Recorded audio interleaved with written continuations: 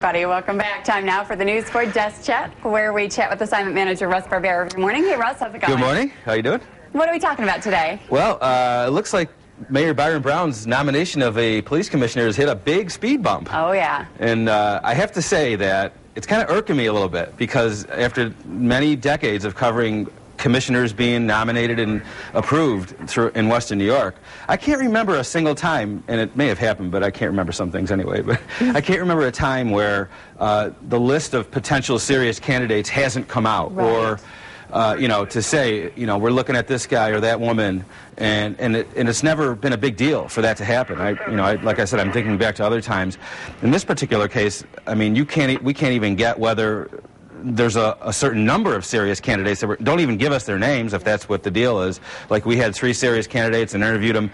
Nothing against Mr. Durenda, because he could be a great commissioner, but when you say you're conducting a national search, and this is what the council people are saying that are asking questions, you know, did you conduct a national search? So that's what we're asking. Yeah. That's all we're saying. And the public's sitting here thinking, well, if you did talk to these people, just come out and say it. Why aren't you just admitting to it? So to the public, it looks like they're hiding something. Well, to say nothing, to say I can't say anything like that, yes, we conducted a national search and we had 2 serious candidates, to not even say that, I don't know how that would violate any personnel laws, because, as I've said, Albany area just had a search for a police commissioner, and the former police commissioner from here, Matt Gibson, was considered. And when we went to the Albany's newspaper site, I mean, there was a whole list of people there, and it wasn't a big deal. So we're going to keep asking the question. It makes you wonder, back to, you know, the recent appointment of the fire commissioner. Again, nothing against the 2 men who've been nominated. The question is the process happening the way the city says it's happening? And I have a question for you. Are cameras allowed in that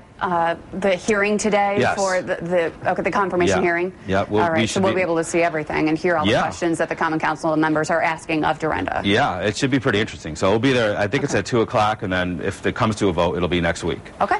What else are we working on? Yeah, well, you know, the IHOP thing caught my eye. They're closing the one in Orchard Park and the other one, and I tell you, driving by the one in Orchard Park, that place is a license to print money. So I'm thinking someone's going to buy that and keep it going, because you know, we're going to kind of keep an eye on that one for sure. At least the 2 others are still open, the one in Amherst and the one in Cheektowaga. So if you love IHOP pancakes, you're not out of luck. Hop on over to those ones, I guess. So, Anything else? 2 huge Western New York projects. The waterfront, as you've been seeing all morning, we're going to be on that today.